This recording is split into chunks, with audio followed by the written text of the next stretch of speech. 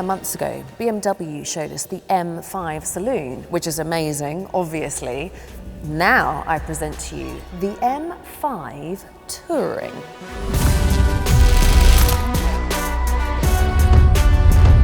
Yep, the M5 Touring. Touring being a native German word meaning estate. It's exactly what you think it is. A BMW M5 with a much improved luggage space, a much more gaping tailgate, and therefore a much better thing for family life. In other words, they've stuck a massive boot and a big hatchback onto the back of the most powerful M5 ever made. So much so that it trounces the current king of estates, the Audi RS6. That thing has 630 horsepower. This, 727. Damn! This might be the most mental family estate ever made. Or is it? Because for this generation, BMW has made the M5 a plug-in hybrid, which on the face of it is like finding out that the next Jaws movie will feature Nemo as the main character. It's a 200 mile per gallon wagon with super low CO2 emissions, excellent benefit-in-kind tax rates, and a class-leading electric-only range of 43 miles. How sensible. But really, it's not sensible. It's not sensible at all. There are hybrids, and then there are hybrids. And this hybrid, at its heart, has a 4.4 litre V8 turbo engine, which does 585 horsepower. Then on top of that, you have a 197 horsepower electric motor, combined 1,000 Newton meters of torque, which will propel this not very sensible family car to 62 miles an hour in about 3.5 seconds.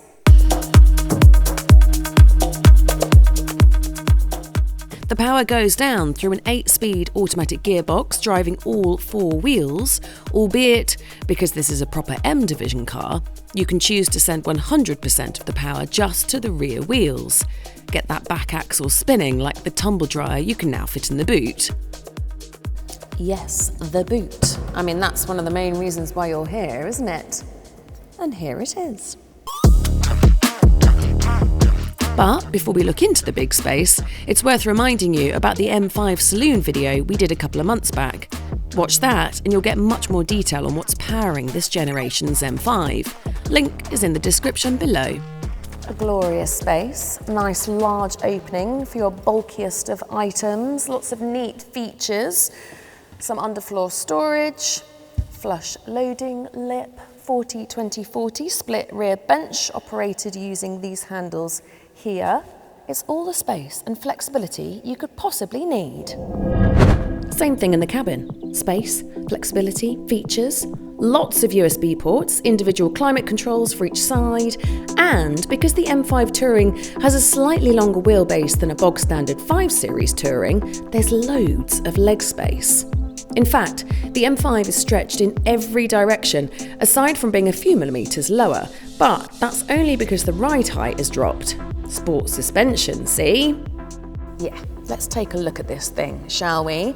Now, they've done what Audi have done with the RS6 Avant by making it much meaner, and they've done that by putting on massive wheels, 20 inches at the front, 21 inches at the back, slamming the ride, widening the front and rear track, and pulling out the wheel arches a bit. And it looks very nice, doesn't it? At the front, you have this rather nice illuminated kidney grille, extended lower bumper section, and much larger air intakes. And at the back, a prominent rear diffuser and classic M Division quad tailpipes. And for me, this is the better looking car than the Saloon. There's just something more purposeful, more awesome about a fast wagon. This is a luxury car. Proper comfy sport seats, driving position is adjustable to perfection, and some of the best interior lighting and touch points in any car. Nothing is missing from the spec sheet either, including one of the clearest head-up displays you'll ever see, and one of the best sound systems you'll ever hear by Bowers & Wilkins. But the M5 Touring stands or falls on how it drives. That's where things get a bit foggy.